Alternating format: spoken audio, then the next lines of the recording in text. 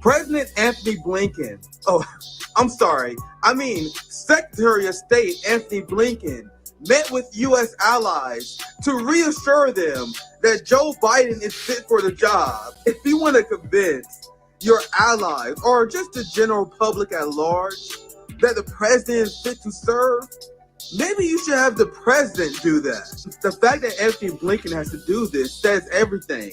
The world was horrified when they saw the debate, and it was clear that the United States was ran by an emperor with no clothes. Blinken is busy telling allies that one debate performance doesn't erase everything that Joe Biden accomplished. The world knows, the world has experienced over 3.5 years, not one night, is exactly the kind of leadership that he's brought to bear on problems that are common for so many countries, particularly so many of the democracies around the world. There's a desire, there's a thirst for American engagement, for American leadership. Even when we have disagreements with countries, they still want us in this and even leading to try to get to a better place. What I'm seeing, what I'm hearing is, again, people are looking at the last 3.5 years. They're looking at policies, they're looking at policy choices, and for the most part, they like the choices and the policies that this president's pursuing. One debate is not enough to erase the fact that we armed and provided diplomatic immunity for a genocide. One debate isn't enough to erase the fact that we created a black market boom of guns around the world because we armed Nazis in Ukraine while provoking a nuclear power. Man, we should be most concerned about whoever is really making the decisions in the White House. The global fallout from this debate is truly hilarious. We have NATO that is furious over Biden's poor debate performance. It's funny because NATO makes it quite clear that they're not worried that Joe Biden is clearly not making the decisions on behalf of the White House. What they're really concerned about is that Joe Biden is providing comedy relief for Russian and Chinese state media. NATO is upset because Biden's poor performances has allowed Russia and China to paint Western leaders as weak and feckless. And my question is, are they wrong?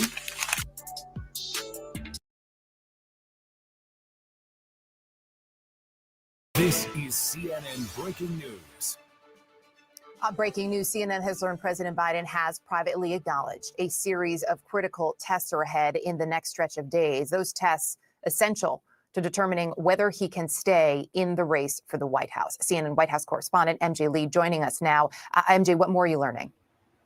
Erica, what I'm learning, and this is according to an ally of the president's who spoke with the president directly yesterday, is that the president has privately acknowledged that the next stretch of days are going to be so critical to the question of whether he can save his reelection campaign.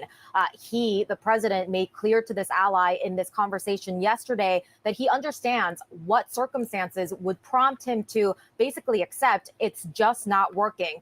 This person who spoke to the president telling me that he sees the moment, he is clear-eyed, and they said that the president is very clear on the series of potential events that could come in the coming days that would prompt him again to accept that what he's trying to do to turn the narrative, turn his campaign around, isn't working. This person said, quote, the polls are plummeting, the fundraising is drying up, and the interviews are going badly. He's not oblivious. This is, of course, the person paraphrasing the conversation that they had with the president yesterday. As you know, this is a really significant window into how the president is going to be handling the next important stretch for his campaign. His campaign is in an existential crisis right now, ever since that terrible debate performance last week, and he is under tremendous amount of pressure right now.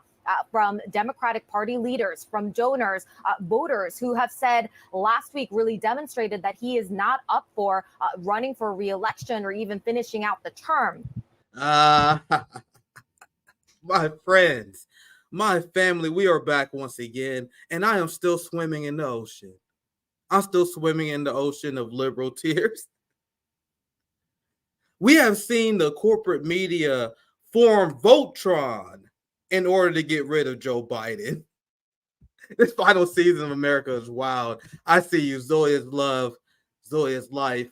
I have been greatly enjoying, and this debate could not have possibly gone better than what I expected. This is quite simply the best case scenario. There's so many different takes there's so many ways you can shiv liberals with the story here. I've seen even Bernie Kratz and Marianne Wilson supporters say stuff like, well, you guys should have supported a primary. Now, it's so bad. You got Bernie supporters, you got liberals that now flown the idea of Kamala Harris and Bernie Sanders on the ticket. Get the fuck out of here. There's a big push towards Kamala Harris right now. You have, I think there was a funny meme I saw earlier where there's no doubt that it's Kamala's staff. She has to be the one. Here it is. Kamala and her junior staffers after a long day of leaking to the press. This is Kamala right now.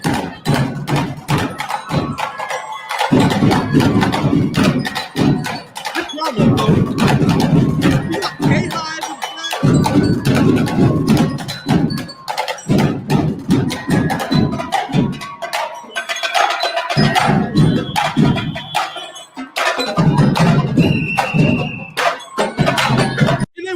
Why their campaign didn't go anywhere. So right now, Democrats are trying to float the idea that if Kamala Harris replaced Joe Biden, she will be reintroduced into America, and America will start to love Kamala Harris. It feels like a lot of Democrats got amnesia. A lot of Democrats got amnesia and forgot why she dropped out before the primaries began. She was already introduced to the American people, and American people did not like her. She was introduced to Black America. Black America couldn't stand Kamala Harris. They did a study. They did a report. K-Hive was literally suburban white women cosplaying as Black. There are poll numbers. I could pull it up for you guys. There are poll numbers that show that in the primaries, Kamala Harris had around 1 to 2% support. Black people never liked Kamala Harris because she's a fucking cop. She was the celebrated top cop of California. There are a lot of things that Black voters do in our community are misled, but we're not going to be misled by the top cop Kamala Harris. So they think they're going to package this up, and I already see that K-Hive is back, and now K-Hive, who's completely disappeared, they was reprogrammed into IDF bots. Now they're back on the side, floating the idea of K-Hive and Bernie Sanders coalition. It's literally the cringiest moment. And I think this tweet, while it's a joke, I think it's 100% true. Who said this? John Hanson. Kamala and her junior staffers at the long day of leaking to the press.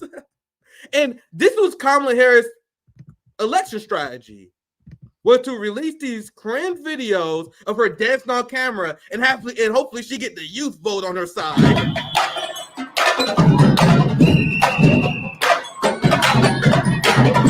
What are you doing?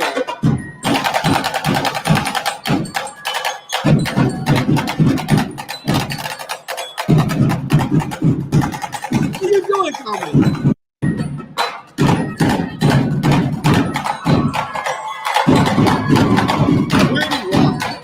This is the person that the liberal press is now pushing to be the next leader. This is the Mamala that everyone wanted to see. I've been thinking that we really all need a tremendous hug in the world right now. Yeah. But in our country, we need you to be Mamala of the country. Come on, bro. I cannot stand liberal culture, bro. Oh my fucking God. Why are you sisters here clapping for this? What is wrong with you guys? Will you clap for anything? Will you clap for anything? The fuck? Drew Barrymore came out and said she don't believe that women should have the right to choose their abortion. These idiots in the crowd would start clapping, I guess. I've been thinking that we really all need a tremendous hug in the world right now. Yeah. But in our country, we need you to be Mamala of the country. And they say Trump is a cult. Look, I feel like Kamala Harris got secondhand cringe embarrassment here from this. You have liberals on Twitter, the pro-Biden people, they would say, they were saying it, even the people who want to replace Biden, they say, well, to be clear, guys, I think Biden has a good record. And to be clear, I would rather vote for a dead corpse as president before I allow Donald Trump to take office. If you're willing to vote for a dead genocidal corpse at that, think you're in a cult. Oh, you guys, I know you guys seen them. These people, well, I don't care if Joe Biden's demented. I will vote for Joe Biden's dead corpse. Oh, will you, bro? Tell me more about how MAGA's a cult. All right, I guess I should get let's move on. I'm having fun. Welcome back, my friends. Here's a story. Obviously, I gotta say that the Biden White House is denying this, but the Biden White House has been denying all stories about him dropping out. The plan is obviously, if Biden can shift and turn this election around, he will stay in. If he cannot, he will leave. Now, if your strategy is to turn the race around, you can't tell the electorate that you plan on dropping out. You guys understand? Did I explain that well? If your plan is to try to run for president, you can't do press conferences. You can't have people say, oh yeah, we're going to drop out maybe in a week if this shit don't work out. Because if that happens, that's horrible headlines for you. They would never say that, my friends. The Biden team, they would never come out and say, well, yeah, I think our candidate is weak, let's drop out. Because they're still running a race. That would hurt them in the race in the long run. So they can't say that. When you have these leaks, which I think is coming from the Kamala side of the Biden administrations, right?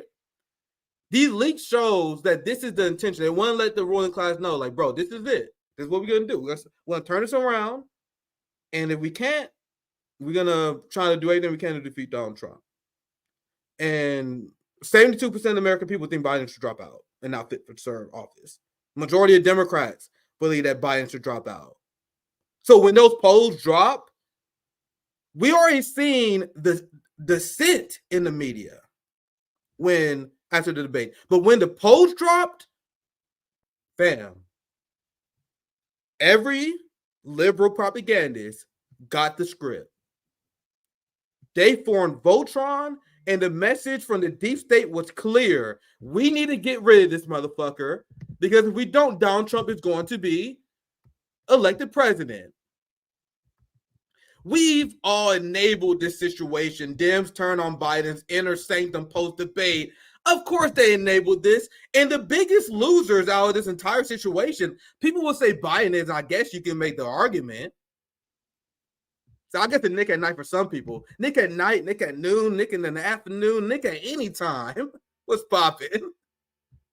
So I hope you guys enjoy no matter what time you guys are watching. The biggest loser is not necessarily Joe Biden. Well, he's one. Nick After Dark. Yeah, we need to get one of those. Maybe that would be a Rumble only stream. But the people who had the biggest hit to their credibility have been the journalists who created stuff like cheap fakes, who was gaslighting the American people that Joe Biden was healthy and competent. They are the people who there are clips that are going viral all over the world, not just in the United States, all over the world. There are clips of Joe Scarborough saying that Joe Biden is the best that he's ever been. There's all these, like, it's countless content of people just, hey, remember what you guys said about Joe Biden before? So there's a thing, and maybe I'm giving people too much credit in a sense. I try to humanize my enemies. You guys know I like to do that. I think if I want to humanize some of these people, I think there is some anger. I think there's some legitimate anger that Biden and his team created a scenario where they can lose their credibility. Like, how dare you force me to put me in a position where I got to defend this trash? The same way you will see U.S. neocons get upset at Israel, not because they morally oppose Israel. They just say, man, if you want to get away with genocide and war crimes, you guys are amateurs at this. So the criticism was that Israel is horrible at spinning their crimes.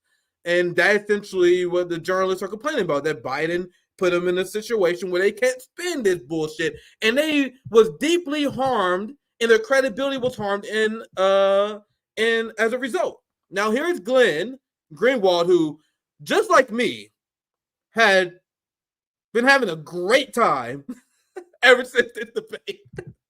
So the liberal corporate media trying to tell you how to feel about this. They say, oh my God, it was a disaster.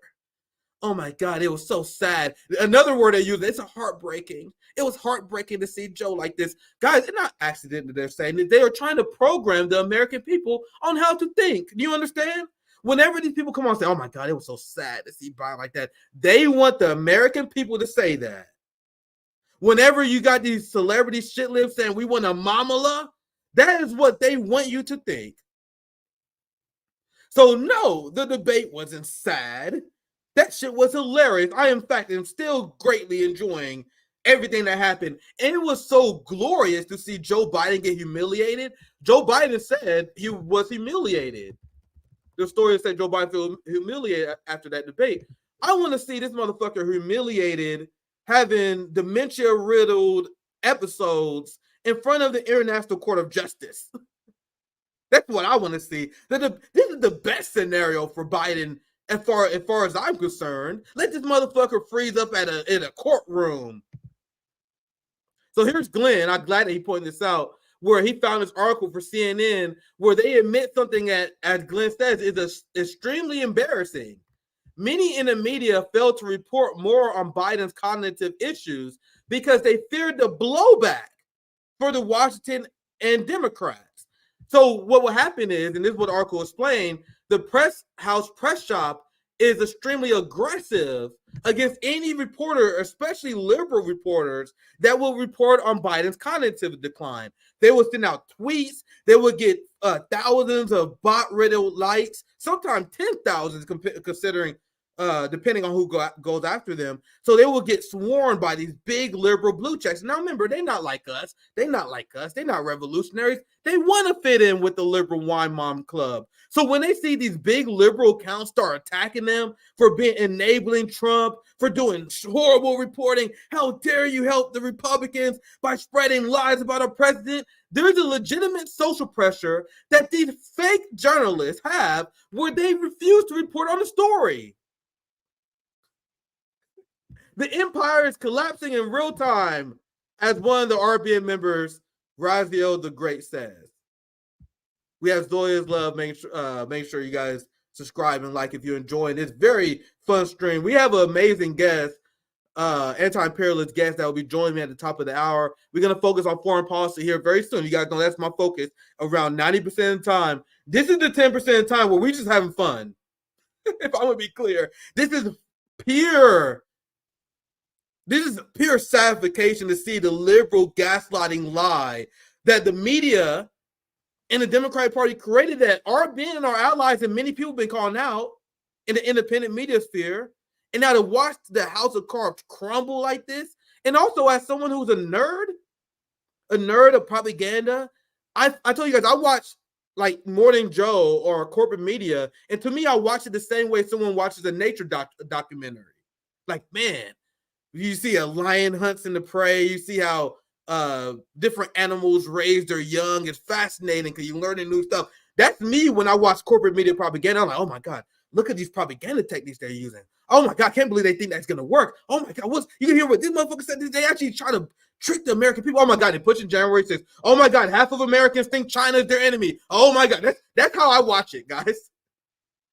So watching the media, the corporate media, get the message from the establishment that Biden must go, and then watch everyone in the media flip on a dime. All the people who pretend that Biden's cognitive decline, I got some too, that wasn't happening, all those people flipped immediately. And it's kind of fascinating to watch. It's like watching a nature documentary. We're watching a propaganda psyop in real time develop. And the ruling class want this motherfucker done. Now we have Democrats calling for Biden to withdraw from the 2024 election. Now, I actually do want to finish the tweet from Glenn, because I think Glenn, like I said myself, we were having a great time covering this story. Glenn, if you guys want to see other reporting on the failure of the liberal class to report accurately on the state of the president, he also been having fun following the fallout of this debate. Now, so let me start from the beginning. I'm gonna read the whole tweet thread before I move on. Glenn says CNN admits something unbelievably embarrassing. Many in the media failed to report on Biden's cognitive issues because they feared blowback from the White House and Democrats, or worse, Age stories angered the White House and liberal Twitter sphere the most. And he has another part here. If you won't report major story, now this is a great point, because people will call independent media fake journalists. They will call citizen journalists like myself fake journalists, even though in order to be a journalist, the only thing you have to do is tell a story. Our job is to hold government accountable. We educate people. The people who are considered journalists by the professional managerial class are the ones who do journalists the greatest disservice. Because the idea from the journalists is we can't report on a very important issue because we'll be ostracized in our liberal social circle. We'll be demonized among liberal social circle that they're trying to fit into. So they do a disservice to journalists. They're not real journalists. These are the same people that say Julian Assange deserves to be tortured because he engaged in journalism when he's not a journalist. Now here's Glenn. If you won't report major stories about the most powerful people in the country, all because you're afraid of provoking anger from the White House, Democrats, or the liberal Twitter sphere, you are many things. Journalist is not among them. And remember, guys, my bar of journalism is very low. I think it's very important for us to distinguish between who is a good journalist or a bad journalist, but we can't rob the factual reality that we all have rights and we all can share stories as journalists. But if you're literally hiding stories on behalf of the government, it is not factual to call that person a journalist. That person is literally a propagandist. Big shout out Zoya's love. Zoya is live. Our guest will be joining us in about 10 minutes. They are an author and a radical from Egypt. But yeah, anti-imperialist, scholar, author, and educator. They'll be joining us very soon. Here's some more headline. I guess we can begin to wrap this segment up. Yeah, we can wrap because our guest's gonna come in soon. I think we have fun for 20 minutes. But here's a few more headlines as I begin to wrap this story up. As Biden digs in, some top Democrats want him out of the race this week. And he has a big interview he's scheduled with ABC, with a government bootlicker reporter, George Stephanopoulos, whatever his fucking name is. The safe interview. And that's it, guys. I think that's game time. Is that interview, or the plug is pulled officially. But anyway, let's move on for a second time. Oh yeah, let me cover this aspect of this story as well, because even though we're having fun, I still want to make sure it's substantive, right? And the reason why the deep state is pulling the plug on Biden is not only because of the polls and all the domestic problems, it's because you have the international community that's freaking out. Like there's China and Russia, Iran. Everyone is having field day exposing the sham of the feckless American leader. But now we have Democrats floating the idea of replacing Biden. And now NATO is getting really nervous because as China and Russia, the propaganda is destroying the West globally, the only thing that Democrats are doing is giving Russia, China, and the people that we smear as anti-democratic more ammunition. And NATO is getting very frustrated at America giving ammunition to their enemies, not our enemies, but the enemies of NATO. So let me read this. So now this is where things are about to get really interesting. This is a glorious, hilarious series of events that's about to happen. Because, like I believe it's going to happen, Biden is cooked. This interview, this whole week is not going to go well for him. Democrats are trying to get rid of him, and that's going to have impacts geopolitically, my friends. I know we having fun right now. I know this is a very hilarious story to cover, but there are very significant geopolitical impacts of this. This is what NATO fears. Removing a candidate this late in an electoral cycle, they say. Diplomats fear could undermine the whole process. Oh, you don't say.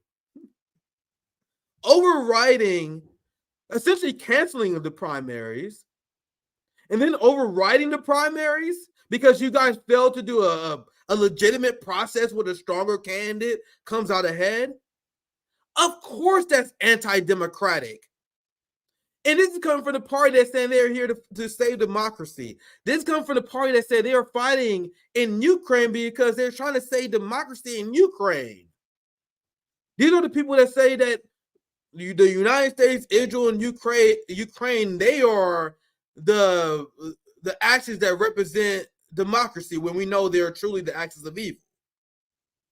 But now you have Russia and China that will accurately be able to say what I've been saying from day one, the idea that we're going to save a democracy that doesn't exist. But now this idea that Biden's going to be removed, NATO fear, it could allow adversaries like China and Russia to lash out at the U.S. democratic system, making it look weak in comparison to their autocracies. I'll bet you they can't even define what that is. These people can't define what authoritarian is. We have the largest and biggest police state in human history. We have a Congress that has a 13% approval rating. Biden minus 15 or so. We have a government that doesn't rule on a mandate, but they think they can call other countries autocracies. And I see my guests are right here. Give me a thumbs up whenever you're ready, Mamamdao. I hope I'm saying that correctly. I'm going to give you a proper introduction here very soon. Once I finish this segment here. But yeah, this is the funny part. I think I can get my guests in here because this is the main part I wanted to focus on. And I said, and this is my tweet responses. I said, how can we smear China and Russia as anti-democratic when y'all keep doing anti-democratic shit? That's essentially NATO. And that's why NATO found this debate performance so alarming. And the reason why this is very embarrassing for the United States. This is why I think the deep state is pulling the plug, because Biden is providing so much content for China right now. Bro, China, the TikToks that Chinese influencers are making right now, banger after banger. The content that RT and Russia is releasing, exposing Joe Biden, banger after banger after banger. They're having a comedy renaissance in China and Russia, just covering Joe Biden alone. And I think this is good. We had a lot of fun covering this because it's going to get very interesting in the next few days. So I actually want to bring my guest in, and now we can cover some legitimate foreign policy. There's a lot to discuss. This is the first time I actually got a chance to meet you, a great educator and scholar, someone who speak out against anti-imperialist actions of the West, author of the Malcolm Effect as well. So I'm interested in hearing about that. Welcome to RBN for the first time. Hopefully I'm saying this correctly. Is it Mumanda? Mamadou. It's Mamadou. Mamadou. Sorry. You guys, no, I'm a horrible linguist. So Mamadou. It's fine. I appreciate you joining. Thank you for joining RBN. How's my sound? Can you hear me? Yeah, everything sounds good. You look good too as well. Thank you for joining. Okay, good. No, absolute pleasure. Thank you so much. And apologies about last week, but I'm super excited to be on the show. So thank you. Yeah, it's great that we finally had a chance to get this done, because in this new era, you guys know, we try to feature as many anti-imperialist radical voices as possible, the people I believe that are extremely slept on. And there are so much to cover. These are crazy times. But before we get started, you're an author and you wrote The Malcolm Effect. Do you mind? Upcoming, yeah. It's upcoming. Upcoming, yeah. So people can pre-order it. It should be in their hands between August and September now. So I finally just laying down the finishing touches. Essentially, so I have a podcast called The Malcolm Effect, and my podcast essentially is my intellectual journey through navigating radical anti-imperialist Marxist analysis politics, Pan-Africanist politics. And if you track the journey of my podcast, you're able to see stage by step, okay, my own development. I remember like episode 20 or 22, I'm asking what is Marxism. Episode 23, I'm asking what is Pan-Africanism. So what I've tried to do, I've transcribed some of those conversations in the hope that someone can pick up this book, read it in an afternoon or 2-3 days, and get an introduction to like kind of radical politics, anti-imperialist politics in a day. That's glorious because we celebrate our anniversary. Our band is only 3 years old. Amazing. Congratulations. And, thank you. We're only 3.5 years old. Very young, all things considered. And we look back at the first episode, and I was such a sweet summer child. Even compared to how I was in 2020. And the thing is, I didn't think I was. When I worked on the Bernie campaign, I thought I was like as radical as it was. I was a social democrat. Yeah, I was a social democrat. I was like, man, I'm radical until I believe in Medicare for all. I believe in increased minimum wage, and now compared to now, I was very, very liberal minded. I would never define myself as that, but that's why I'm glad you speak about your growth. But I know you want to chime in, so go ahead. No. I can appreciate what you said, and it resonates with me so deeply. I mean, I think my first couple episodes are speaking about working within the system to change it from the inside, and now I'm thinking I want to burn this whole shit down to the ground. So like, it's a very different engagement now. But yeah, I resonate with what you said. If you watch my channel, in my original Socialist MMA channel before RB, I'll be like, hey guys, welcome to Socialist MMA. I'm gonna explain why we need Medicare for all now. I'm gonna explain why we need to increase minimum wage now. Now my content is we need to destroy the Zionist entity known as Israel. We must support Hamas in the revolution. Like, it's completely different. Nah, I feel you so hard on that. I feel you so heavy. Yeah. But anyway, let's get to something a little bit substantive. I actually have a hotspot video, bro. Guys, I have a hotspot video I just released. I saw a hotspot just put it out today. Literally, as I was preparing the stream. So I'm going to show you guys that live, and I'm going to release the hotspot video separately on my YouTube as always. But we're going to get started on Ukraine. We got to talk about what's going on in Gaza, a lot of topics that we want to quickly discuss. I don't want to take too much of your time, but still a lot of stuff I want to quickly cover. Let's start here because you guys see the title of the video, and I'll have a hotspot on this later, where NATO said after hundreds of thousands of Ukrainian men were sacrificed for NATO's ambition, they are now saying that to Zelensky that Ukraine is too corrupt to join NATO. So we're going to get to this. And now after so many Ukrainians were slaughtered, Zelensky is apparently now open to the idea of peace. So I'm going to play this video from my comrade, Nico House, and then I'll pass it to you for any thoughts as a way to introduce this topic. So let me get this video started, and we chime in after it's done. After 3 years of fighting with Russia, Zelensky is finally ready to come to the table and figure out a peace deal. You know, we've all seen the propaganda. Ukraine's winning. They're holding the line. Russia can't break through. But the reality is their numbers are dwindling. Ukrainians are dying unnecessarily. And even Zelensky admits it and is ready for this unnecessary war that was driven by NATO to come to an end. We don't have too much time because we have a lot of wounded and dead people on the battlefield and through civilians. That's why we don't want to have this war during years. So that's why we want to prepare this joint plan, put it on the table to the second peace summit. The problem is, even though Zelensky is ready for this war to come to an end, NATO isn't quite ready yet. In fact, very soon after Zelensky made these comments, NATO announces a Kiev post that will Trump-proof all aid that's sent to Ukraine, effectively sabotaging any potential plans for Zelensky and Putin to reach a peace deal. NATO will put a senior civilian official in Kiev amongst a bunch of new measures in order to shore up long-term support in Ukraine, which effectively means Ukraine will go from being an unofficial NATO proxy to an official NATO proxy. And now Zelensky and Ukraine will learn, like so many others, that the only thing more dangerous than being an enemy of the United States is being an ally of the United States. Because like I said, just a few days ago, days ago, Zelensky was ready to do whatever it took to speed up ceasefire talks. Then he got the bat signal from NATO. And whenever Turkey introduced a ceasefire plan to speed up those peace talks, Zelensky refused. He refused within 24 hours of NATO making that announcement that they were going to put an official in Kiev. I wonder what changed his mind. It's almost like this was never Ukraine's war to start or finish, but instead was always a plot by NATO and was always to serve NATO's ends, like we told y'all from the beginning. So, sorry, Zelensky, you don't get to have peace until NATO and the United States say you do. Them's the rules. We didn't make them.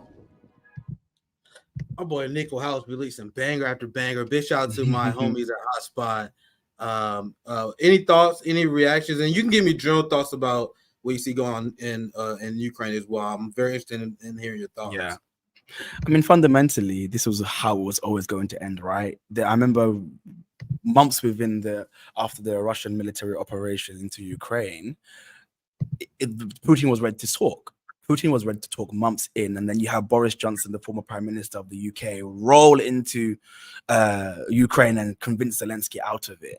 And again, empire will always sacrifice people, and it's continuing to do so. What's a Ukrainian life to a US for the proliferation of US empire? Of course they don't care. Even today they announced they're willing to release funds of up to $2.3 billion for an aid package for Ukraine.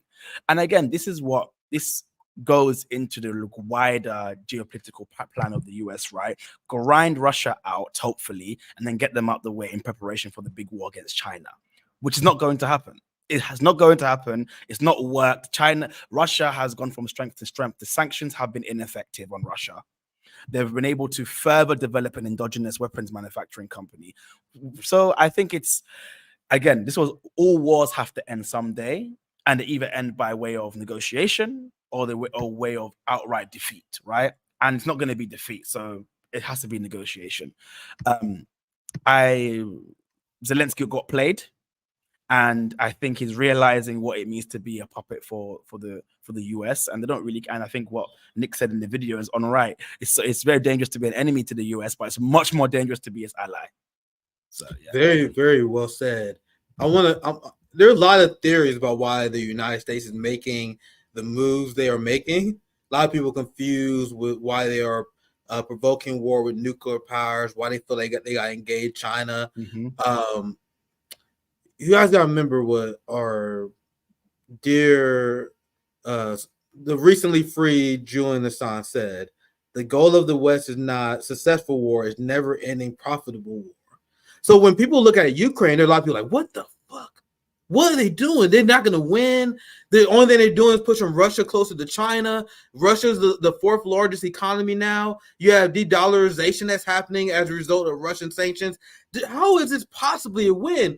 It is a win because Raytheon and Boeing is making record profits, my friends. And now there's another important piece. I'll pass it right to you. I know you want to chime in. There's another piece of the puzzle people forget, where you had literally high-level people in NATO in the military-industrial complex in the Biden administration that openly admit that Ukraine is essentially a way they can test their modern weaponry. They're using Ukraine as a test bed for Western weapon and battlefield innovation. So I know you want to chime in. Feel free to chime in, my brother. No, I was going to say the same thing.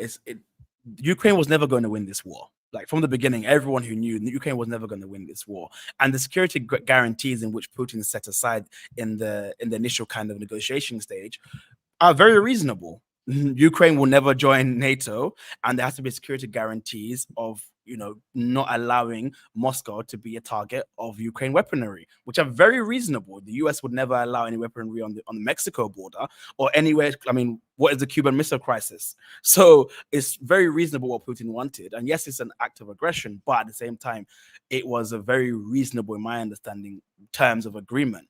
But Zelensky went up with the West, and he's, I guess, fucked about and is now finding out. Yeah, That is exactly what I mean, fucking around. I think he was always willing to sell out his own people for Western benefits, but he's now realizing that he's never been part of the Western plan. There's no end game. And I already said, if they ever lost use for Zelensky, all of a sudden you will find him assassinated by Russia The West would get rid of this motherfucker if they ever truly needed to, which is why they strung him along like the idiot he is. And now they even said, and Zelensky, I think this is the moment, because this was reported in April. This is the moment where Zelensky started realizing, like, these motherfuckers bullshitting me.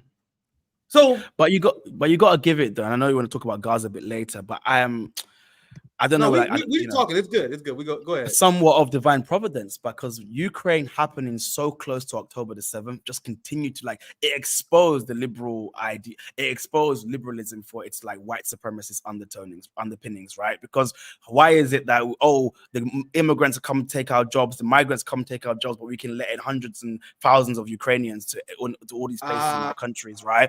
We're talking about what every country must have right to self-determination and sovereignty and respect of territorial borders, but we can excuse Israel under occupation, right? I think all the companies that say we're apolitical were just 1 year ago donning Ukrainian flags. So I think by some sort of divine providence, in my understanding in many ways, that it happening so close actually worked in favor for an anti-imperialist politic, because it allows us to make our arguments so much more stronger now for we're able to see the hypocrisy. And I think I even go back further. When I think of what Putin done in Ukraine, I go back to Libya. I go back to NATO and Libya, because for me, Putin looked what did Gaddafi do? Gaddafi was asked by Tony Blair, give up your nukes and we will admit you into the international community. He did that and he died like a fucking dog and sodomized on camera for the world to see, right? After resisting for more than 40 years, by every index, Libya was the most prosperous nation in Africa.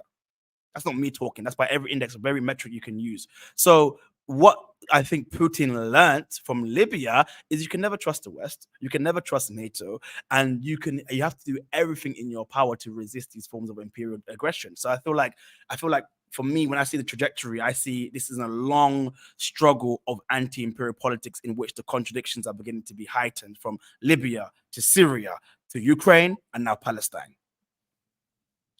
This man spitting. I couldn't say it better myself. You have a lot of Americans speaking of the contradictions and that you were speaking of. They are just now realizing the consequences of their actions.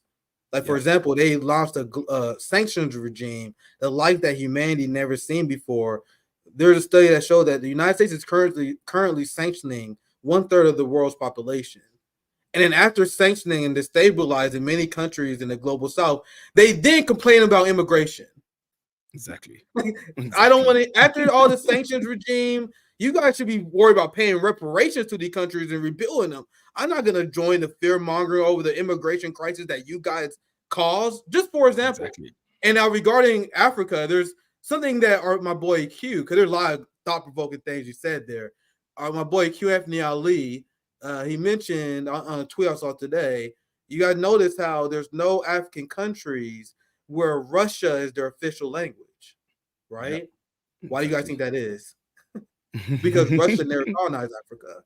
You got French is their official language in so many countries in Africa. Yep. You have Russia never colonized Africa. In fact, they was a consistent ally with African liberation struggles in the West. And to be honest, white people never forgave them for that. They never forgave them for consistently speaking out against anti-colonial struggle. Now we can get on back on topic again. This is a very enjoyable conversation. Feel free to interrupt anytime if you have any thoughts as I do any presentation. Thank you. This is NATO to Zelensky saying that Ukraine would join NATO only after defeating Russia. Now, as Scott Ritter says, and he also explained it, he's playing this on our show as well, Russia has 100 million more people than Ukraine. My friends. There's no way Ukraine defeats Russia without an Article 5 like declaration by the West where there's nuclear World War III. That's why people warn against it, because that's the only scenario in which Ukraine could ever win, just based on population. Even if Ukraine was 10 times the better fighters of Russia, it's just the math doesn't math, my friends. Yep. It was never going to happen. Now, NATO knowing it was never going to happen, now saying, oh man, we let you guys in NATO after you defeat Russia. Now, isn't this hilarious now that NATO is essentially closing the door on Zelensky and Ukraine? And I'm gonna get to this hotspot video that I just released. This is hot off the press, my friends. Literally, I saw a hotspot release this before my stream. Like, damn, they early today. So you actually, I'm gonna this is brand new. I made this morning. We have NATO that gave the news that Ukraine is too corrupt to join. Now, think about why this is absurd, my friends. Because Boris Johnson in the West tanked a peace deal. What was part of that peace deal? The part of the peace deal was Ukraine not joining NATO. And then they come later and say, oh, you guys can't join NATO. So they just wanted war with Russia. They just wanted to test their weapons. How is that not the only conclusion that one can go to? But let's watch the video and I get your response to it. At the upcoming NATO summit, Zelensky will be told that Ukraine will not join NATO because Ukraine is too corrupt.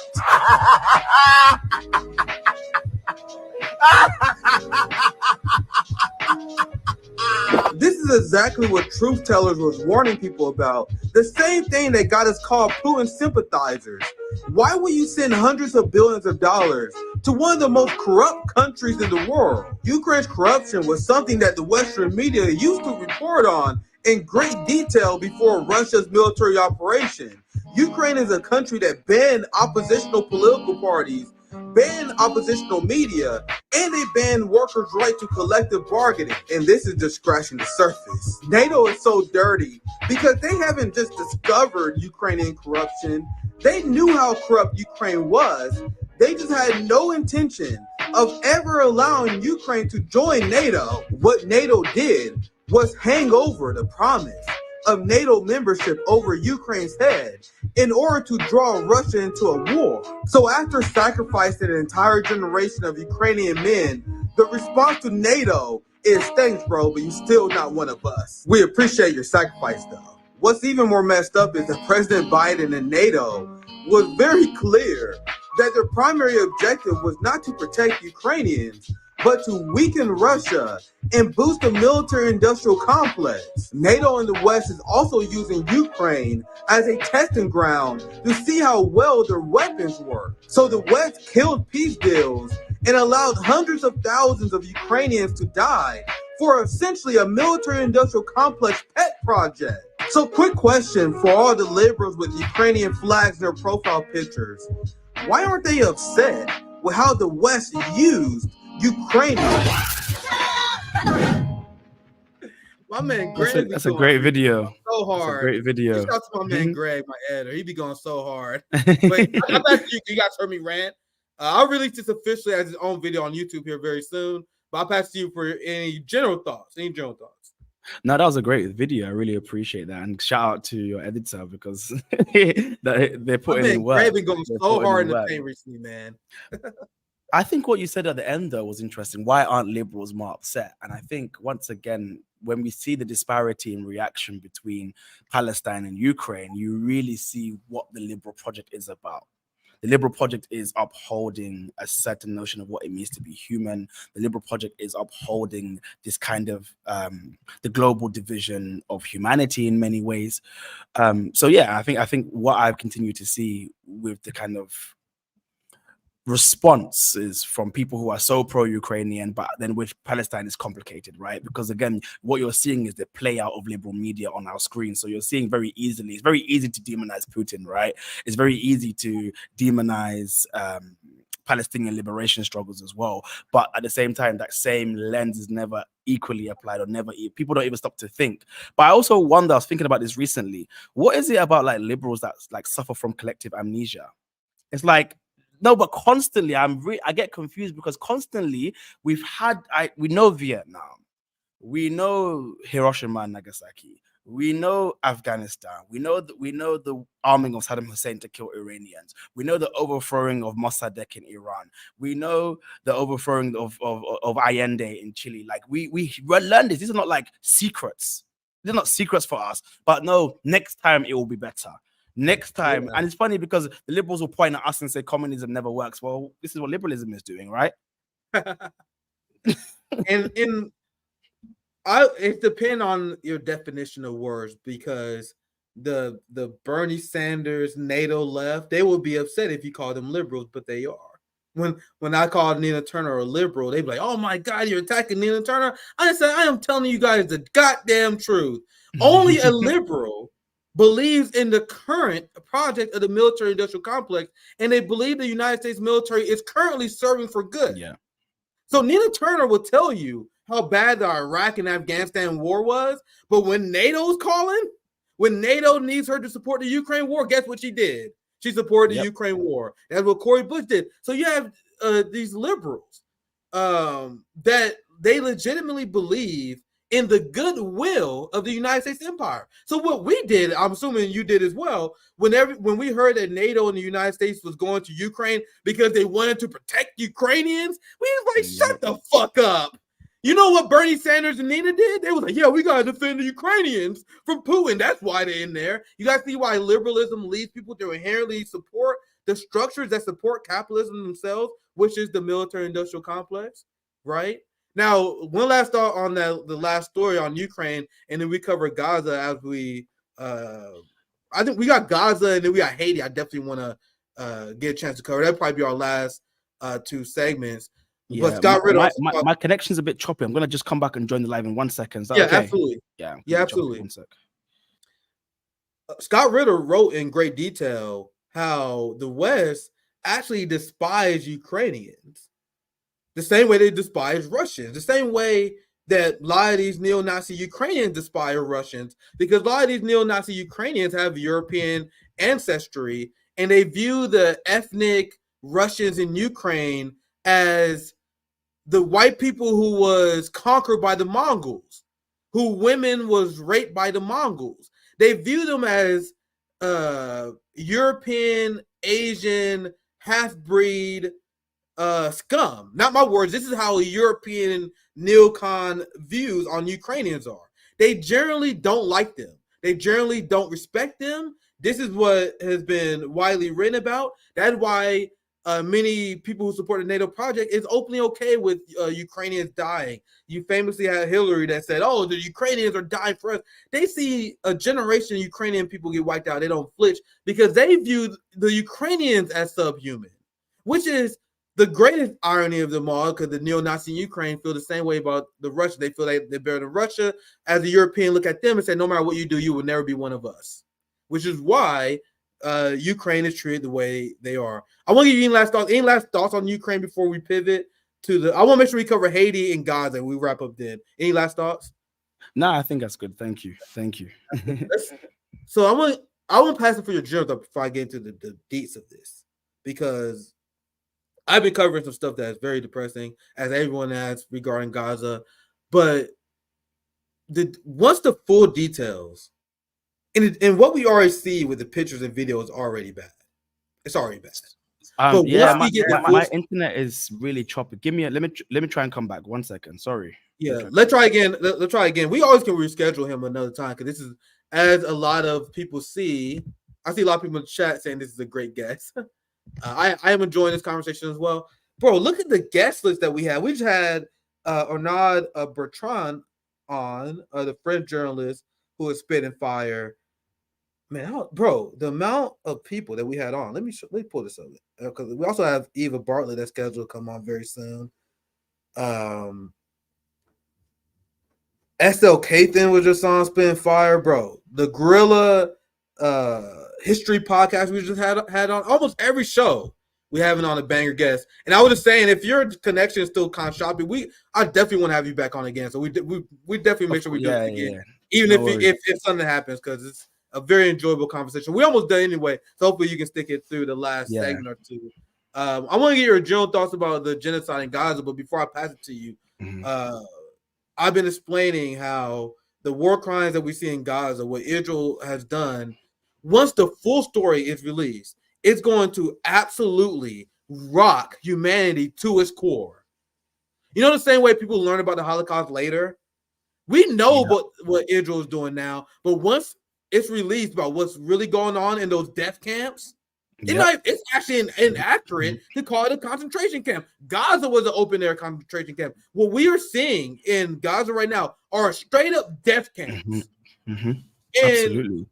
you have mass torture, you have men that are being sexually they're being raped, fuck sexually assaulted, they're being raped. Few of them was raped to death using hot metal rods, as reported by the Times of London in the New York Times. I shared that, and there were a lot of Zionists like, "Oh my God, blood libel!" Like, bro, this is shared by corporate media, and this is after Palestinians told you guys this months ago. You guys know people didn't believe it until one Palestinian told the story. Let's not believe the fucking Palestinians. We gotta wait until white people tell you what Israel did to Palestinians. So then white people then confirmed it. The West, after months of Palestinians telling you guys this, Western media, white people then come out and confirm it, and the Zionists and their supporters are still in denial over this. And now this is why I'm passing to you, because all the people in denial over all the stuff that's happening. And there was another story I read about how some female Israeli prison guard was ordering Palestinian women to be raped. Guys, the stories is unthinkable, and we don't even know it all yet. We got maybe 5% of what actually is going on there. Less than 5%, because these stories come from whistleblowers. There were whistleblowers in the Israeli government like, bro, do you guys see this shit? So imagine what is not being blown the whistle on. And this stuff is going to be revealed as time goes on. And now this is Ben Gvir, and I'll pass it to you here because I know I went for a while. But essentially in this tweet, before we go through it, this is Ben Gvir essentially admitting that they openly have death camps. So as Zionists and the Western media was denying it, Ben Gvir straight up saying, yes, we do. Actually, here's the translated version. I'll just read his tweet before we read the whole thing. But Israeli National Security Minister Ben Gvir on reports of detention camps where soldiers have been tortured and raped. Where soldiers tortured and raped Palestinians. Here's a quick quote before I pass it to you. Everything published about the abominable conditions was true. I have already proposed a much simpler solution of enacting the death penalty. So Ben Gvir said, yes, we have death camps. Yes, we are raping men to death. Yes, we are doing all this horrible stuff, because I actually support the alternative where we just execute these motherfuckers instead. It's literally so insane. I can't even wrap my mind around it, because these people are modern Nazis. So that's my long presentation. I want to pass it to you for your thoughts. No, I don't think I've seen, like, when you said modern Nazis, whenever you're on Twitter and you hit translate tweet from Hebrew, you think it's like a page of Mein Kampf. Yeah. You think it's like a page of like something from Hitler's army coming through and reintroduced to us, because it's insanity. And I think fundamentally people fail to realize where the logic of the settler is one of, yes, we talk about settler colonialism in terms of political economy, and I understand how that works in terms of material processes and the need for settlers and the need for like importation of labor. That we all have that analysis, and we're all Marxists, right? But I think sometimes I have to sit back and think it also operates at the level of pathology. These are sick people. Like, we're dealing with a deeply sick society. And I said this, and I got accused of blood libel. People got upset with me. But I said that for me, I see the psychic health of Israel is only replenished through the blood of Palestinians. It's almost as if to say that, like, this is the reproduction of Israel's society is determined on how cruel and how evil they can be to Palestinians. So, like, you know, the whole world is coming out and saying, oh, these are all rumors, all blood libel. And then the minister of foreign affairs, literally Ben Gvir, literally comes and said, no, it's all true. If it was up to me, I would actually be doing worse. So we're dealing with like, as in, just deeply sick people and opposite the level of pathology. There's a Telegram channel, very popular, hundreds of thousands of Israelis on it, where they post pictures of dead Palestinian children and they laugh at them. There was one picture I saw where they posted a picture of a dead Palestinian girl, maybe 6 or 7 years old. And one of the responses that got a lot of laughs, a lot of fire, a lot of thumbs up, you know how Telegram works, was they were saying, oh, good riddance, you whore. They were calling a 5-year-old Palestinian girl a whore. And that was a very popular Telegram channel post. And that's on Israel. You have Israelis, not the IDF. You have Israelis that was blocking aid to come into Gaza because they wanted more people to die of starvation. You have imposed only 2% of Israelis that actually believe that Israel bombed too much in Gaza. About 40% believe they didn't bomb enough, as they continue to blame just Netanyahu. Now, I'm going to actually read the words. What's popping, Nico? What's popping, my brother? You know, I was showing you. I don't know if you just got here, but I was showing your hotspot that you released earlier. This is my brother Nico house. That shit was a banger, my friend. The one you released yesterday on Zelensky and Ukraine. We played that. Anyway, let me read this. Fuck, I gotta get Nico back on again. We just had him on, but it's always fun to have Nico on the show. One of the highest goals I have set for myself is to worsen the conditions of the terrorists in the prisons and to reduce their rights to a minimum required by law. Everything published about the abominable conditions of these vile murders in prison was true. Now, remember, guys, the most important thing about these horrific death camps are they are literally populated with random Palestinian men. The IDF kidnapped Palestinian men aged, I don't know, anywhere between 12 to 70. And then without a trial, they was never charged. They was accused of being Hamas because they accused any Palestinian, I was about to say man, but that's not accurate, any Palestinian male over the age of 12. They assume it's Hamas. They kidnap these people without trial, without any evidence, and they lock them up and they send them to die without a trial. My friends, Israel is in the Stone Ages. Israel said in a crazy threat that they're gonna bomb Lebanon into the Stone Ages. Nigga, Israel is the Stone Ages. Just because they got phones, these fancy toys, they are barbarians. They're barbaric to the likes we've never seen before. That's why I unapologetically root for Hamas. I unapologetically root against anyone resisting this evil scum. The worst thing that people accuse of Hamas of doesn't come close to anything Israel has done.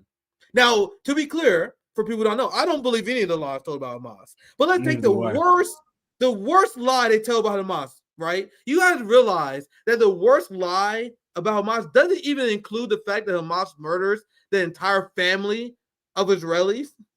When have you ever heard that? When have you ever heard a propaganda say Hamas is so evil because they not only murder Israelis, they murder their entire family? Nigga, the propaganda against Hamas is not even that bad. That is what Israelis do on a Tuesday. So you understand my point? My point is even the worst slander on Hamas don't have shit on what the Israelis do on an everyday basis. Now, anyway, I'll give you your last thoughts because absolutely. No, I'm the same. I resonate with that so much because ultimately, what do they say? Every when an Israeli official speaks, every accusation is a confession. Because every sadistic thing that they have enacted or want to enact in the Palestinians is what they accuse Hamas of doing. And we've seen that, like, Hamas was involved in systematic rapes. There's no evidence of that. It's been debunked even by the UN now. United Nations has debunked that. Hamas engaged in the beheading of babies. I have not seen an image of one beheaded Israeli baby, but I've seen images of several beheaded babies. I've seen images that are seared into my mind that I will never forget. I've seen fathers carrying the limbs of their children. I've seen videos of children's heads missing. So I'm like, again, we see evidence of these things. So again, when an Israeli official speaks, every accusation is a confession. That's how I understand it. Absolutely. That's what A wants to take. And the lowest IQ, the dumbest motherfuckers in the world, I should say, are the people who take statements from the Israeli government and they take it seriously. You have Israel that's literally drafting, and I did a hotspot video on this. I'm gonna speed my presentation up because I don't want to take too much more of your time. We gotta wrap up here soon. But I did a hotspot video how Israel is now drafting ultra-Orthodox Jewish people to serve in the IDF. Is this something that you would do if the war is going well for you? To do something that would tear Israeli society apart? Even I'm talking about even the far right of no, actually funny. I did a lot of research into this. You want to know what's funny before I play this video? Actually, I'll have it play in the background because what this video is essentially this. I found this from our friend's hotspot. Thousands of ultra-Orthodox Jews battle Israeli police in the streets of Jerusalem against the Supreme Court order to begin enlisting them into the IDF. And I'm gonna have this play in the background as I continue. But what's hilarious about this, because you have the Likud party and the Benjamin Netanyahu government that was opposed to the Supreme Court ruling. They was openly lobbying the Supreme Court against this. I was actually shocked when I read this, because when I do my hotspot, I do a lot of preparation, a lot of research to make sure I know what I'm talking about. So when I would do my research and preparation of hotspot, I was like, wait, what? I wasn't expecting that. Now, their argument was, bro, we can't do anything that will tear Israeli society apart. You have these super hardcore Zionist motherfuckers who argue for the Israeli state, but then they use the religious deception to avoid the fighting. Now, conservatives, for obvious reason, because they morally bankrupt, they are 100% for this. They are for privileged Zionists. And this is why, I'm telling you why they support it, my friends. There's so many layers to this. There's a very complicated issue. The reason why they support it is they support the ultra-religious Zionist Jew telling other secular Jewish people to fight and die for them. Now, liberal Zionists actually support this. So the liberal wing of Zionists, because the liberal wing of Zionism is, their argument is, hey, if we have to commit genocide, if everyone get drafted to commit genocide on behalf of the IDF, that means everyone has to commit genocide. That's the liberal argument. The liberal argument is, if we have to implement apartheid, everyone has to implement apartheid. Now, you guys tell me that there's so many different layers of this, because another layer of this story is there are far-right Orthodox Jewish people who support the Zionist project, but then there are the obvious, which I'll show you now. A large criticism of the Zionist project comes from the Orthodox Jewish community as well, which is why this issue is so confusing, because this is also retaliation by a hardcore segment of Israeli society against Orthodox Jewish people who oppose the Israeli occupation and Israeli military force. Hopefully I explained that well, because this story is very complicated. Yeah, absolutely. But anything you want to, actually one more, let me do just one more receipt just for a second time, and then I'll pass it to you. Hopefully you guys understand what I'm saying, because this story was blowing my mind as I was reading about it. Liberal wing of Zionists support it. Some factions of the conservative side don't support it, but then you have Benjamin Netanyahu government that don't support it, but some do. It's so weird, which is why the Netanyahu government was saying that, man, this order is going to rip our country apart. It's going to, anyway, let's continue. I already did a hotspot video on it before. You guys saw the brawling in the streets between them. What I'm telling you guys right now, essentially Israeli society is about to fall apart. There's a reason why we're seeing these death camps. Because you have Israel that's opening a multi-front war. Speaking of the Nazis, what does that remind you of? They taking inspiration from the Nazis, fighting multi-front wars to defend their genocide. Isn't that hilarious? So they are opening a multi-front war. They are losing to Hamas, not coming from our radical ass. That is coming from Ben Gvir and many people in Netanyahu's government. They are losing to Hamas. They're about to lose to Hezbollah. And now, as I'm showing you guys here, the Israeli economy is in shambles because of Ansar Allah and the resistance in Yemen. I'll pass it to you after I read this. I know there's a long presentation, but let me read this. I'll pass it to you. Economists are warning of a deep economic crisis in Israel, or even a collapse. And some international credit rating companies have already lowered the country's rating and forecast. The long war against the Hamas terror group. God damn, I didn't mean to say that. You guys see how they're trying to program you? The Hamas resistance group, they mean. Widespread mobilization of IDF reservists. So there's massive mobilization of people on the reserves in IDF, which is having a devastating effect for the economy, as they're saying. Shaky international relations, meaning them essentially becoming made a pariah. Vast public expenditure, how much you spend on war, and the way the government is managed. All these factors are essentially leading to an upcoming Israeli collapse. Last thought, there's also a mass exodus of settlers. So the Zionist project is doing what many Palestinian scholars and many intellectuals actually predicted. Even some predictions that I didn't think was come true. Many intellectuals said that there will be a point where the Zionist entity will start unraveling itself. And we are living through it, friends. It's crazy. So I know that was a long presentation. I had a lot to cover in a short amount of time. But I'll pass it to you for any thoughts, anything you want to share. Yeah. No, absolutely. I think two things. First, when you said, your last thing I said about the Zionist project internally collapsing, this has been the opinion of Professor Ilan Pape and also Sayyid Hassan Nasrallah, because unlike United States or Australia, those settler projects are almost like too far gone, right? We're like 1, 2, 3 centuries. Israel's settler colonial project is still quite nascent, right? That's a great And point. a part of the settler project in Israel, it requires what? It requires settlement. That's why they just today approved the widest settlement expansion in recent history. That's why that they constantly need people to come back. That's why what you see, what the resistance in Lebanon are doing, is very strategic. If you make Israel uninhabitable, who's going to live there? Not those settlers that all have different passports. They can go back to the West. They can go back to America, to Australia, to Poland, to the UK, to where they're originally from in the first place. And that's when I see the internal collapse, because what you're doing is you're heightening the internal contradiction. That's why constantly people feel like, oh, why don't the other factions be more involved? No, that is, the rational responses of the resistance movements is extremely tactical and extremely strategic, because you want the project to implode from the inside. And we're seeing that after, like, how embarrassing, after almost 9 months you have the most sophisticated technology and the backing of the empire, and you cannot defeat a small guerrilla army made up of like teenagers and 20-year-olds and 30-year-olds. Hamas is still intact. Yeah, this is what I've been telling you. Israel's still intact. Yeah, sorry.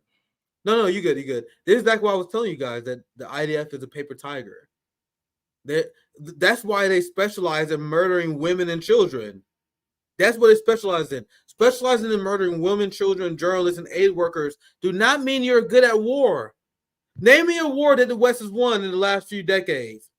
They have lost every war since World War II, because they think that just mass slaughtering people means you win a war. They thought that if they go into Korea and slaughter 2 million people, that they will get rid of communism on the peninsula. That was, no matter what they say, no matter what excuses they make, to this day, the goal was to rid communism off the peninsula. Now you got North Korea that still exists. That's a war loss. They're what they wouldn't do. They wouldn't get rid of the Viet Cong. They lost in Vietnam. They lost the war on terror. They spent trillions of dollars to replace the Taliban with the Taliban. And I've been saying this so long, it always shatters the minds of Americans when I say it, because they don't understand that murdering people and committing mass atrocities is not how you win a war. Exactly. And people in the West don't realize it. And I'm mad I can't find an article I read recently, but this is of December, bro. Can you imagine what it is now? Oh, let me put the headline back up. Nearly 500,000 people fled Israel as of December. I'm still looking, because if I can find the one I'm thinking of, it's like, because I'm thinking of a percentage. I don't want to misspeak though, so I'm being careful. But you have so many Israelis that fleeing the occupation. Now you have IDF reservists being drafted up. You had Iran, and this was another moment where a lot of people fled when Iran launched missiles into Israel. Now you had the war with Hezbollah coming up. Now there's a massive exodus of the Israeli Zionist entity, and now you are seeing it completely and utterly crumble, and it happening in such a way I never actually thought would happen, and in a speed I never thought would happen, I should say. Now the absolute last thing I'm going to cover on this segment, on this segment here, and I'm going to cover this more in detail later, because I may cover this as a hotspot tomorrow. We see. But you have 12 more people who resigned in Biden's government over his handling of the genocide. So I'll just read this tweet. I'll cover it more in detail later. I'll get your thoughts. Then we quickly cover Haiti and we wrap up. Here's a tweet. And this person is the first political appointee by Biden who resigned. Also Palestinian American. And he shared his story. This is why I found the story, so I'm going to read the tweet. Today, all 12 public resignees from the Biden administration issued a joint statement about the catastrophic failure in Gaza.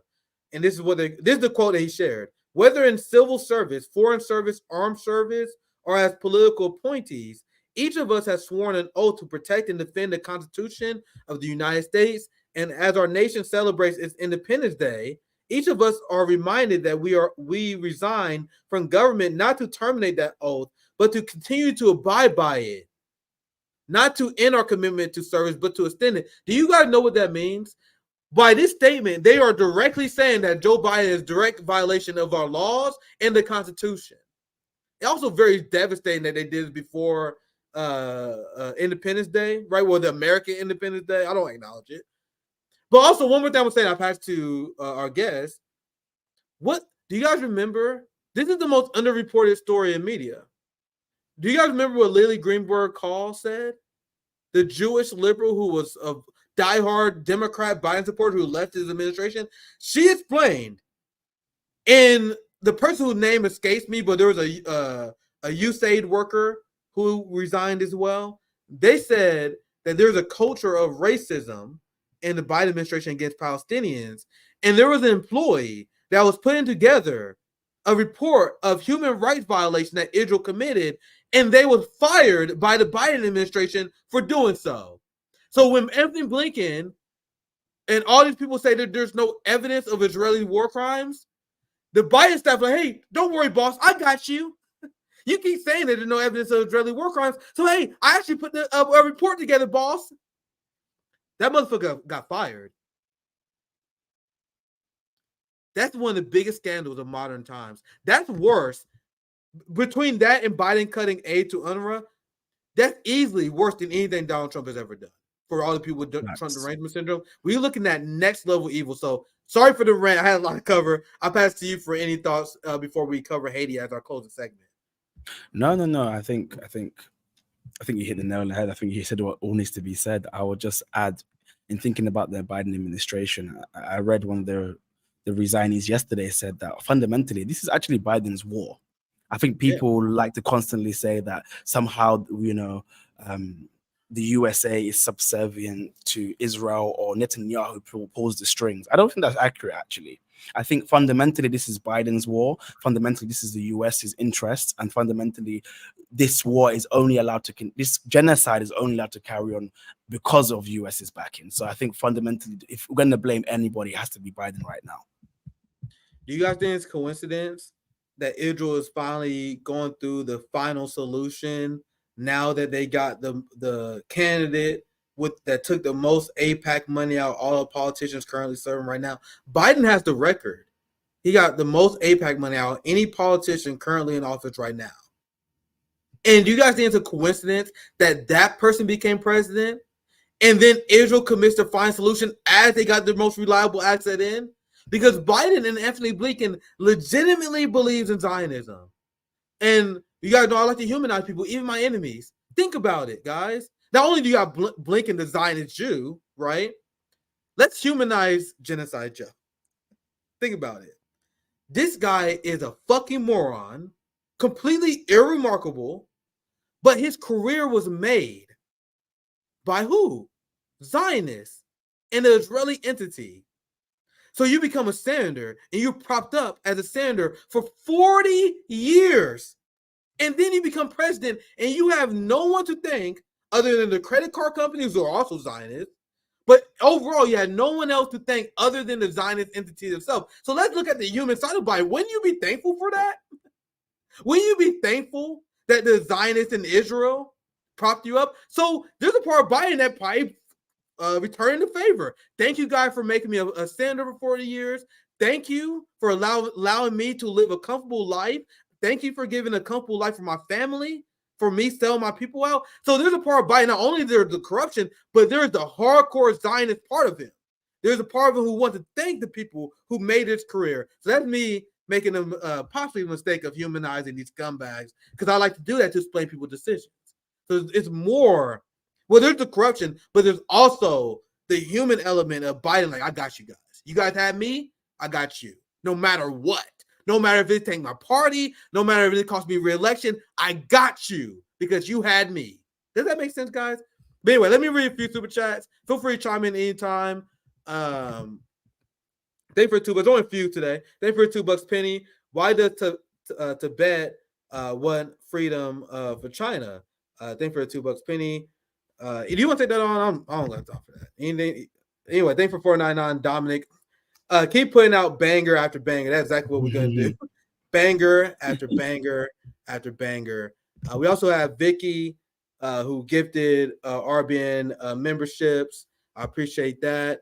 Also, thing for $5, Gangrene Thumb. I not vote for Biden. I would not vote for any dim down ballot because of their silence on Biden's disastrous presidency. $5 an hour, kids in cages, etc., etc. Well said. Thank you for all the super chats. I had to get the next story because I'm actually long time. So I want to make sure we quickly cover the Kenya story because I've been covering President Ruto, the Uncle Tom of Africa, one of the greatest disappointments of Africa. Because just like all African leaders, they make promises. And President Ruto is very particular because there's a big movement, especially among Gen Z Africans, for Pan-Africanism, for African sovereignty against the West. So you want to know what politicians run on? Sovereignty against the West. So you have President Ruto. I explained it to you guys before. He gave a speech that was universally praised by Africa, where he essentially said that he tired of Western leaders being summoned by the West. He tired of African leaders doing the bidding of the West. In this speech, you can make an argument directly led him to be president one day. It was a viral speech. A lot of Africans loved it. And President Ruto was known as someone who was critical of the West. And then he was elected. And then you guys see the problem of the Africans that struggle with African leaders. And now, after criticizing the West and how they used to boss around Africa, you have Kenya that is doing the bidding of the West, even against the Supreme Court. The Supreme Court of Kenya ruled against this, and President Ruto, without any mandate, is going against the Supreme Court. I saw you on mute, so I'll pass to you. Do you want to chime in anything before I continue? No. Please, please. I'll go after you. Don't worry. Okay, it's all good. Feel free to interrupt. I don't get offended. I got a long presentation, so I apologize. But anyway. Actually, I should probably pull up the receipt because this is what I showed you guys before. We had the Kenya Supreme Court. I probably should have saved it. Kenya Supreme Court. Hey, let me find it. Because we show you guys how fucking tyrannical Ruto is. Kenya, I just found a quick source. Kenya court orders service a lawsuit opposing police appointment in Haiti. So Supreme Court against it. There are many politicians against it, and the people are furious because you want to know what happened to the Kenyan police officers? They're getting the fucking blame. They're getting the brains blown away. They only sent a few hundred. You think they're gonna take on the Haitian resistance against their illegitimate government? We don't call them gangs here.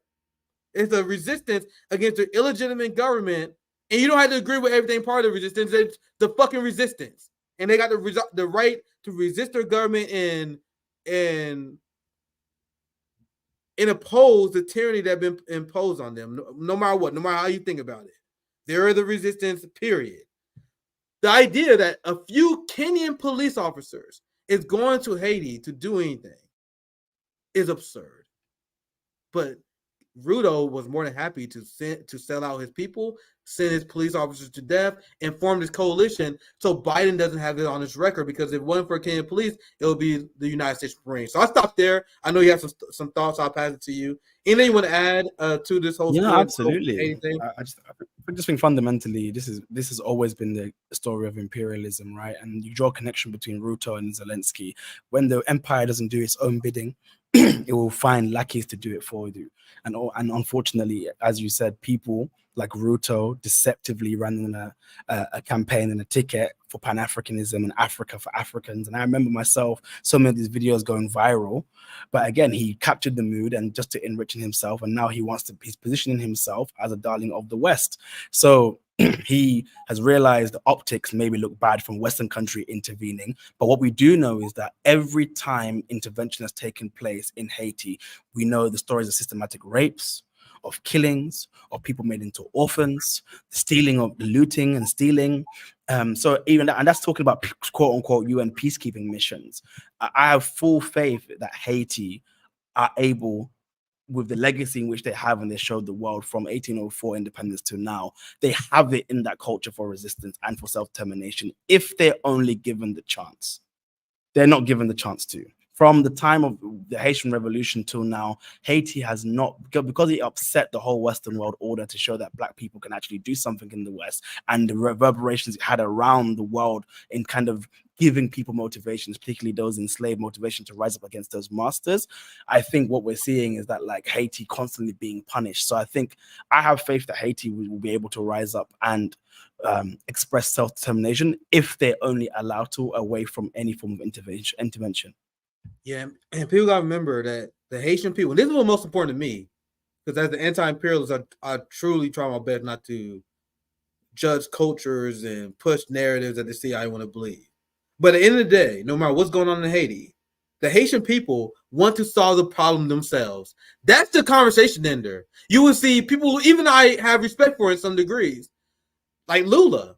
Many of the global left get this issue wrong because they will say, oh, what about the game? What about this instance? What about this? What about this? That conversation ends the second that the Haitian people said they want to solve this issue on their own, period. At the end of the day, you have the Haitian people that is opposing their government because their government is illegitimate and unelected, and they are puppets of the West. That is not a gang. That is a resistance movement. Words have meaning. They call it gangs because if white people hear any group of Black people call it gang, they will immediately distrust them. Which is why you guys see I try my best not to even use that framing. Yep. The way I try not to call Israel a state. You guys know that I call it the Zionist entity known as Israel, because I think words are important and words mean stuff because they do it. You guys think there's a reason why they engage in wordplay because they know how important it is. It's important for you to call them the Haitian gangs because that immediately turns people off.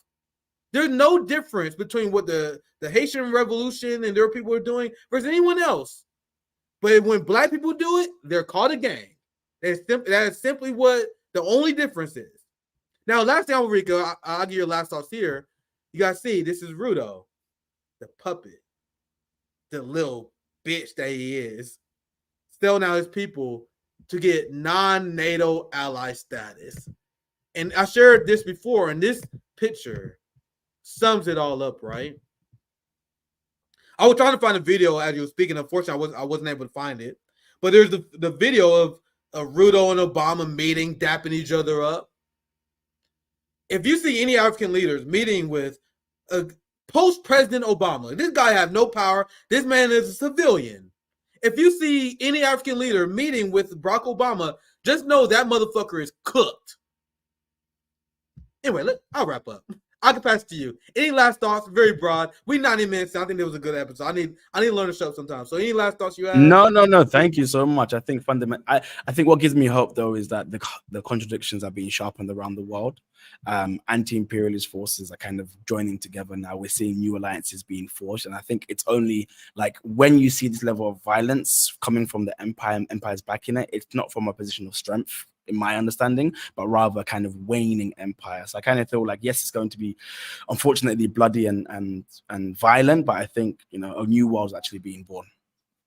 Yeah, well said. It was a very enjoyable conversation. We're definitely gonna have you back on again, man. Thank you. And this is the focus of the new era is, like I said, bring on people who I believe are slept on, serious anti-imperialist thinkers. We are here to reject the very blatant anti-intellectualism that is pushed on us. Yeah. There's people, there are Americans that are happily dumb, happily ignorant, and that's not by accident. They're programmed that way, and it's upon us to just simply be better. We must organize an intellectual working class, and we must reject anti-intellectualism. That is the primary thing coming into this new era, which is why we brought you on. It was great to have you on. Any last Thank you so much. Also, make sure you plug check out the podcast, The Malcolm Effect, and also check out the upcoming book, The Malcolm Effect Revisited. Thank you so much. Yeah, well said. And I believe, let me look at the schedule. I believe we do have Sabi and JB scheduled tomorrow. I'm about to check again. Zoya, I know you're in the chat. Help me out like you did last time. Zoya knows my schedule better than me, damn near. We had the RBN roundtable. I just want to make sure I give a proper shout out to Sabi and JB. They haven't. So they actually got they got another. Oh, that's gonna be a banger. They have K Diallo, Black Radical Muslim Commie, Basis L. I have Eva Bartlett coming up as well. There's Zoya in the chat. We got so much coming up. Banger after banger. I also got my hotspot video you guys saw. I'm gonna post it on its own on YouTube here very soon. But I'm pretty much done. I hope you guys enjoy this stream. Sabby and JB will be live tomorrow. My hotspot video that some of you guys already seen this stream will be released later today. I have a hotspot video we'll be doing tomorrow as well. So constantly working, producing content for you guys. Thank you guys for having me on. Have a good day. Take care.